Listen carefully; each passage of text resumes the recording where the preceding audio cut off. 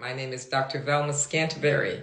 We're a little late today due to some technical issues, but I'm glad that you're able to join. So I appreciate that. And it's a little cloudy here in Delaware. Again, my name is Dr. Scanterbury. I'm a retired transplant surgeon working as a medical consultant for Dialysis Patient Citizens Educational Center.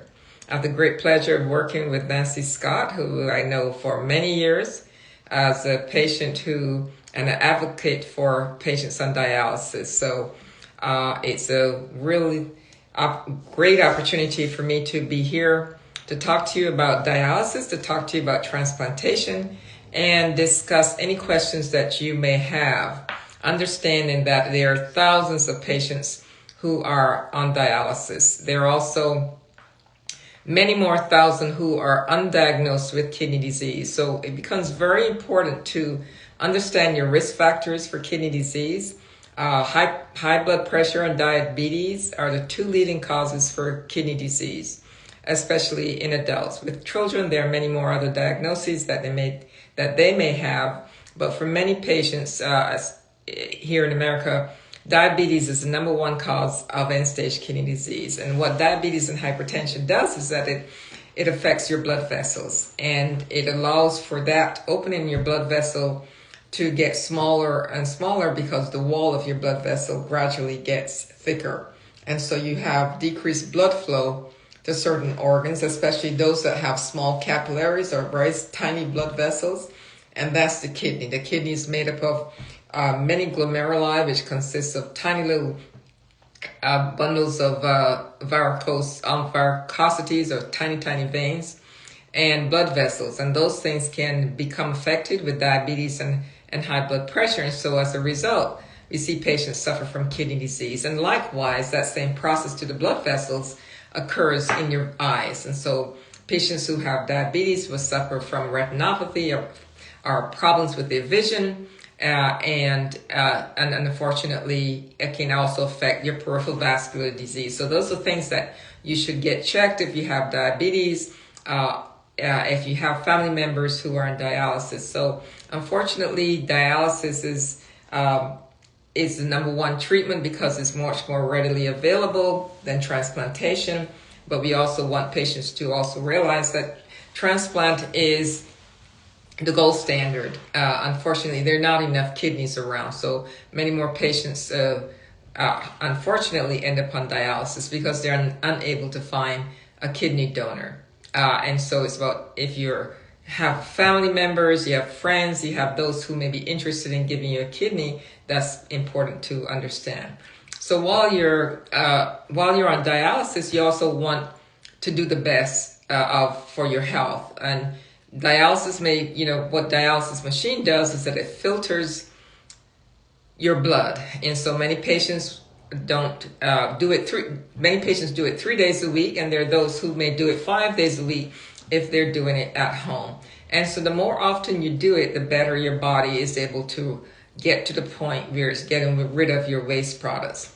But most patients, as they go through dialysis, because of patients they have kidney failure on dialysis, the ability to urinate or to make urine goes away over time. And so they have very little water being put out by the kidneys because the dialysis machine is doing the work of the body and the work of the kidneys. And so whenever that occurs and you go on dialysis, those dialysis treatments can wear you out, meaning because your body is going through a filtering mechanism, drawing all that fluid that you have accumulated in your body over the 2 days or 3 days between dialysis treatment. Let's say you gain 5 pounds or 10 pounds of fluid and you're not able to urinate it out. The machine then has to take that off. And so what happens is that you will feel fatigue as the machine pulls all this fluid off your body. The more often you do dialysis or the less you consume, the less work that your body has to do.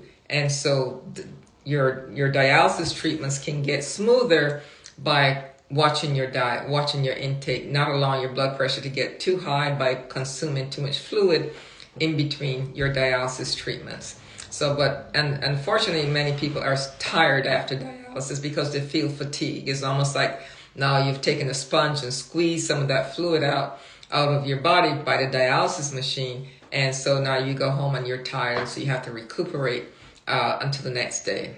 So another question becomes, what are the most common early signs of kidney disease, and how can individuals proactively monitor their kidney health? Well, early kidney disease really does not have any particular symptoms. Your kidney function may change very slowly unless you're following, and this is one of those things where it's important to know your numbers. Know your numbers in terms of know your cholesterol, your blood sugar. You also want to know what your creatinine level is, because that is a monitor of your kidney. And over time or over years, that creatinine may change. Or if you have diabetes or high blood pressure, or you may be one of those who may find that your protein in your urine is an early sign of kidney disease. And so that's something that you also want to make sure that you're checking your urine to check to see if there's protein in your urine. So proteinuria is an early signal. It may take a while, but it also should be something your doctors will keep in your mind that may appear long before your kidney function starts to deteriorate. But otherwise, your creatinine there's no symptoms. If your creatinine slowly until your kidney function gets worse and it's not able to filter the fluid of your body, then you may develop fatigue. You may develop swelling in your legs as your water accumulates. Your blood pressure may go up. So those are things that you experience, but only later in the course as you get into stage 4 or 5 before you end up on dialysis. So kidney disease is in stage 1 through 5. 4 and 5 is when your kidney function gets below 30% or less, and stage 5 when it's 20% or less and requiring dialysis. So it's important to monitor your blood work. When you go to your doctor, make sure you get your blood work.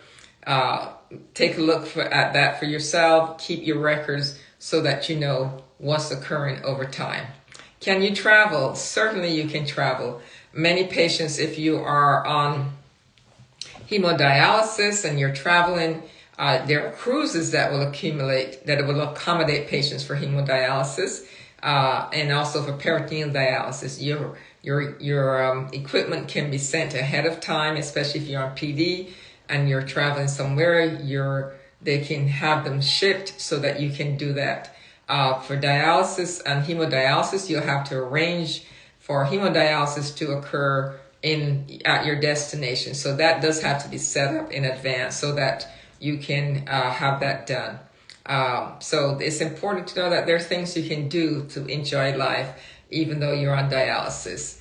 And so what lifestyle changes can you do to lower your risk of developing kidney disease? Well, if you have high blood pressure and diabetes or kidney stones or history of kidney infection, things that may put you at greater risk, you want to really make sure that you are getting your lab work checked. And yet part of that lab work includes your kidney function, your creatinine, checking your protein for your urine for protein.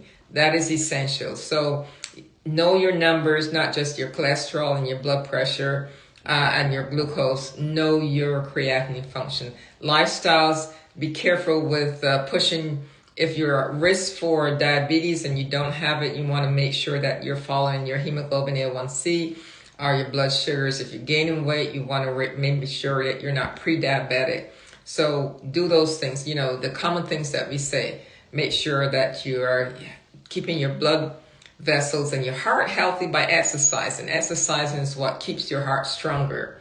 And so many people who develop diabetes, type 2 especially, just by losing 10 pounds or 15 pounds, especially if they're overweight or obese, can reverse that diabetes. So that lifestyle changes include a healthy diet, more fruit and vegetables. If you're diabetic, there are certain fruits that you should watch because many fruits are high in sugar. So you want to stay away from fruit juices. If you have to have a fruit, eat the fruit and not so much drink just the juice. Because the fiber is also good for your system. watch your salt. So many of us are so busy in lifestyle and work that we find it easier to pick up foods on the way home.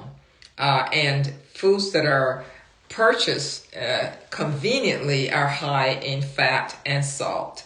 And our diet, as American diets, we have a lot of fat and salt in our diet. So we want to be careful of reading labels.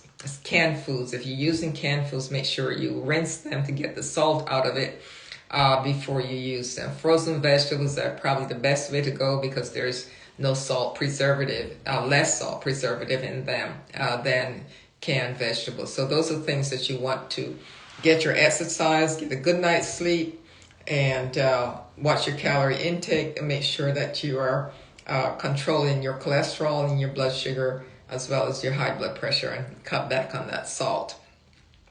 So what are some of the kidney transplant complications? So you've gotten a kidney and now you think you should do well and continue to live happily ever after. Well, unless that kidney is from a identical twin, your body will always be working to reject that kidney. Our body has all of us have an immune system, and that immune system is there to prevent our body from invaders. And some of those invaders could be infections, whether it's viruses or bacteria, or even getting a splinter in your finger. Your body's designed to work that foreign body out of your finger, and you will develop inflammation around that splinter until you get rid of that. So it's going to hurt until your body, because you're going to get an inflammation around there because your body is saying this doesn't belong there. So sort of same with a kidney transplant. Your body's going to say this is not part of your naturally wish should be here in this body. So we're going to try to get rid of it. So that's where the medication comes into play. So anti-rejection medicine is to fool your immune system into thinking that this new kidney is just part of you. And so it sort of like prevents your body's policemen as they travel around your body from rejecting that kidney.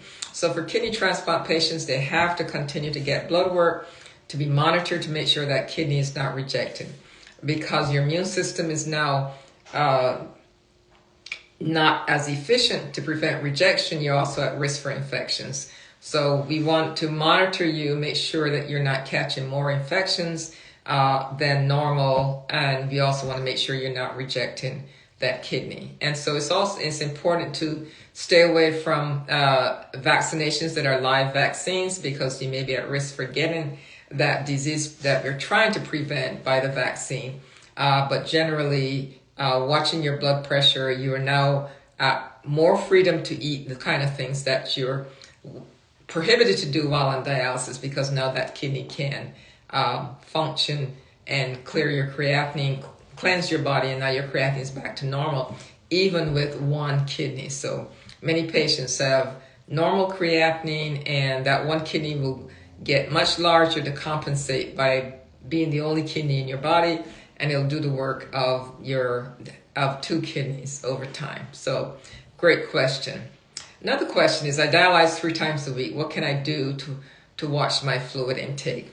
For some patients early on, when they first start dialysis, they are still urinating. But as the dialysis machine takes over and they do it more frequently, then the cleansing and your own kidneys will still make some fluid, but it's not getting rid of your waste products. But if you're still making some urine, that can help balance the amount of fluid that you take in.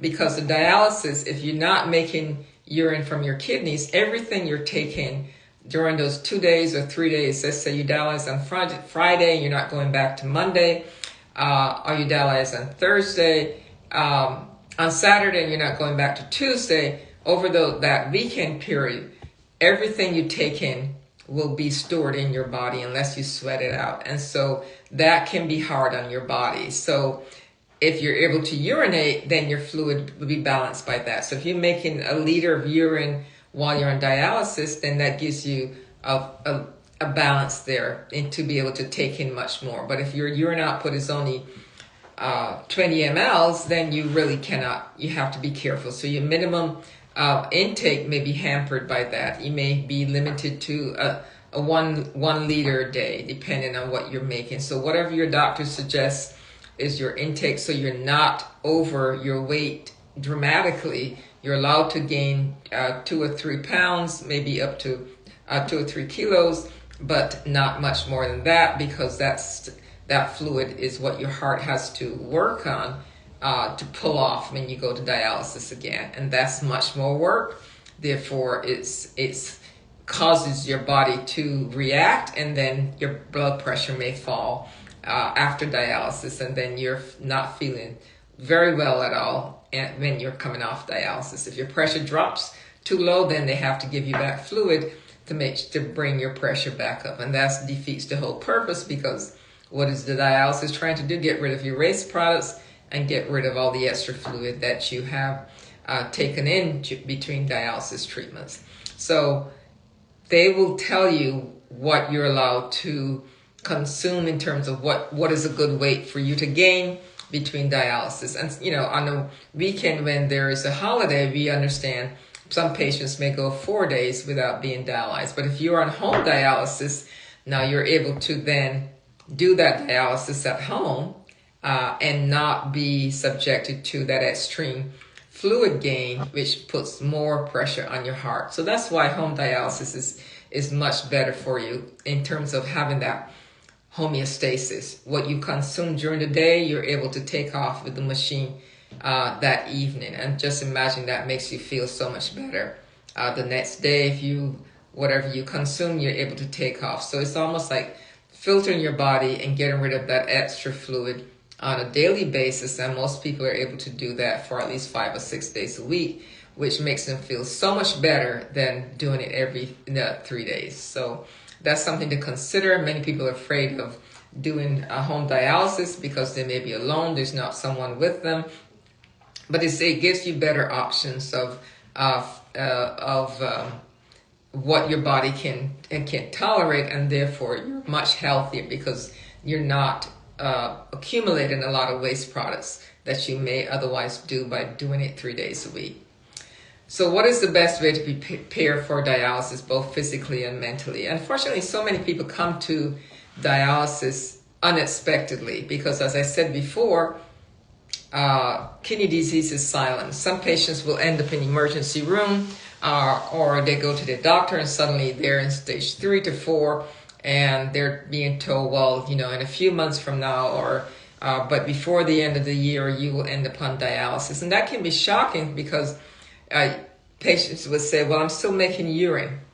That's where we feel that because we're urinating, our kidneys should be working. Well, it's not actually filtering the metabolites that needs to come out. And so those things accumulate in your body, can accumulate on your brain, can make you very tired, and patients will feel, I have much more fatigue. It also affects your memory.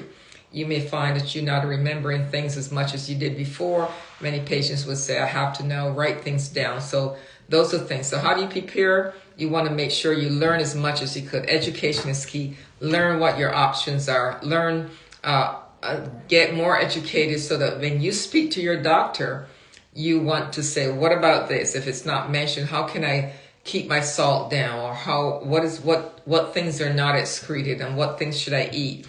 Meeting with a nutritionist so you understand what foods make your kidney function worse and what can keep it under control. So those things become important to have meet with a social worker. If you need to, meet with a nutritionist so they can guide you in terms of your diet and your food. So if dialysis patients limit the fluid intake, do they get thirsty? Yes, they do.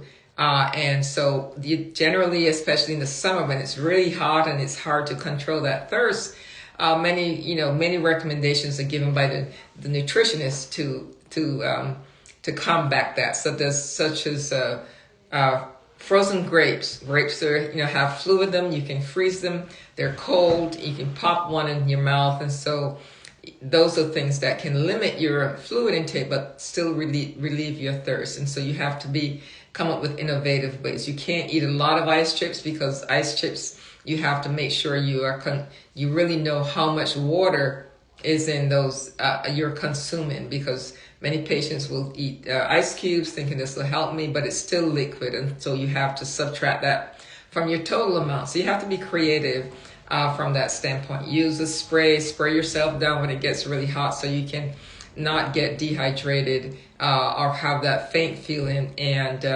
just try to figure out ways to freeze small portions that you can consume, but be conscious of those things also. Resources for support groups for patients undergoing dialysis and the families that's can be so supportive sometimes. And generally your doctor, if you don't, we certainly have many dialysis Facebook groups that are out there. Certainly Dialysis Patient Education Center can help you with that in terms of knowing where to go for support. The social worker if you're at your doctor's office or the dialysis center can connect you with support groups. There are many of those. Even if you're applying for transplant, the transplant center also has, generally most of them will have a support group. So it's also important to be able to share your thoughts. If your patients have questions, your family have questions and they're not being answered, reach out to the social worker, reach out to those within your doctor's office, and oftentimes they will connect you with another patient who can help with those questions. We certainly have dialysis patients, citizens to have chats also on a regular basis. They also have online. They are on Facebook. They are on Instagram, so you can reach out for more education that way. And then there are other kidney opportunities such as the National Kidney Foundation and the American Kidney Fund that allows for opportunities to gain more information. So I think that becomes important too. I think the question came around again in terms of how do you prepare? Because many people are shocked, the best way once you have that diagnosis is to talk to others. Talk to others, get education, get information as much as you can so that you have the information. Write your questions down so that as you go to the doctor, so that you know what you want to know, what your concerns are, and have them help you in any way possible. Mentally, it's often many patients on dialysis suffer depression because it's something that they have a hard time dealing with, and you may need support in that on that aspect. And so it's okay to understand that those feelings are normal. You didn't expect this to happen to you, or you weren't anticipating it, or if you were, it's still not something, because it's life-changing. It changes your lifestyle. Many people try to work and still stay on dialysis. And oftentimes it works out better when if you have evening dialysis or night dialysis and still are going very early in the morning and adjust your job. So it affects your whole lifestyle, affects your family. And so you may need counseling and to help you prepare both mentally and physically. And that's okay. It's okay because we understand that it's situational and you can get help through that. So there are financial resources that may be available to help with transportation back and forth to dialysis. Some patients don't have family members who can drive them, and they know that after dialysis they're feeling really tired and fatigued and may not be able to drive themselves home. So those things you can get resources from the dialysis center. There's social workers there to assist with financial resources, making sure that you have coverage for your medications that you may need while on dialysis. Many patients have phosphorus binders, blood pressure medicines, things that you may need. There are each program through most of the things that on dialysis is covered by Medicare once you develop end-stage renal disease. And so in terms of making sure you have those additional will vary from state to state. So depending on what state you are in, your social worker at the dialysis center should be able to help you with those resources. Because many patients are not able to hold on to their jobs, so making sure you have the right coverage. You may lose your coverage from your job if you're no longer working there, but Medicare should, with the financial person at the dialysis center, they help you walk through what resources are available and help assist you with the various funds that are out there, such as the American Kidney Fund, in terms of reaching out to patients on dialysis. So thank you for that question. Thank you so much. I know we started late, so I'll continue to ask any questions, even though we're past the hour. But I'll hang around to see if there are any more questions. Certainly, this is an opportunity for you to learn more about kidney disease and transplantation, what's out there, where to go. Make sure you can. One thing to understand is that if you're on dialysis and you have not been referred to transplant, that you can refer yourself. Everyone should have an opportunity to at least be evaluated if they're to see if they're medically clear. There are things that may keep you from transplant, such as if you have a underlying cancer that's being treated or underlying infection that would have to be taken care of, and depending on your mental health and whether you have caretakers. So those are all things that are important to understand that may inhibit you from being a kidney transplant patient at this point in time. So you want to make sure you have that support that will help you get there, and a patient advocate, someone who can help bring those resources or get you to those resources that you need. How can my family and friends best support me during my dialysis journey? One of the things that I find in trying to get patients to talk more about their dialysis journey is to understand that when you share your diagnosis with others, it allows them to learn more about kidney disease. It allows them to know more about dialysis, the requirements, and also the possible treatments. And you never know who will be interested or encouraged to think about giving you a kidney while you're on dialysis. So it's also a good opportunity when you meet with your family, such as family reunions on Sundays with the family, to talk about being on dialysis, talk about the struggles you're facing, and how they can help. And don't be afraid to reach out for help, because they may have resources, or they may be able to help you in ways that you never thought about, even in terms of whether it's helping you get there back and forth, helping you with other resources, or even pointing you in the right direction for things that are available that you were not aware of. So I think it's always good, and one of the things I encourage people is, even with your church, it's an opportunity for educating your church members as well. And the more people are aware of the effects of diabetes and high blood pressure and the cause of kidney disease, the more they're able to educate themselves and their families and get checked more often. And if there's a KEEP program, Kidney Early Education and Prevention program in your community, take advantage of it to take your friends and family to get the kidney function checked early. So I thank you so much for joining us today and on this journey for kidney transplant dialysis education. Ask the doctor. Hope to see you again, and thank you all for your questions, and we'll see you next time. This is Dr. Scanterbury here at the Dialysis Patient Education Center on Monday, May 8th. You have a great day. Thank you, and God bless.